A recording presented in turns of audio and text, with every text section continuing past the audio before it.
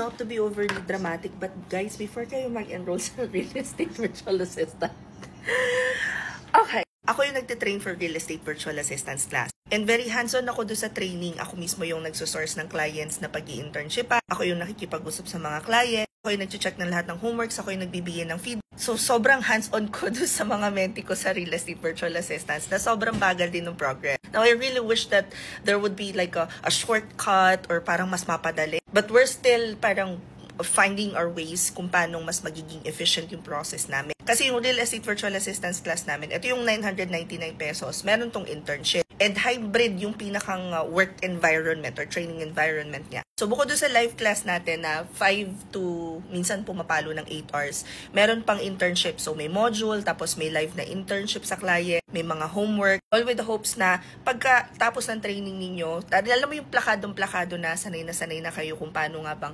mag-handle ng administrative tasks, data management, ISA, repairs coordination, research sa mga sa towns, yan, ganyan. Marketing, transaction coordination. Gusto ko hasang-hasa yung mga mentee. So again, medyo mabagal yung progress nito. However, progress, no matter how small, is still progress. Anyway, if you guys wanna join the next class, i-click nyo lang tong link sa bio ko. Pagkatapos may pop-up dyan, piliin nyo yung GigHub. If you wanna join the Reva class, under live mentorship, makikita ninyo 999 Real Estate Virtual Assistant with internship. Pag-click nyo yan, it will open the form for you. The next class is on April 19th at 1 p.m. Magko-close na tong class na to this coming week. So, huwag na kayo magpatumpik-tumpik pa. Mag-join na kayo. Comment any questions you guys have about working from home, follow from or work from home chismis, and we'll see you at the classroom. Bye!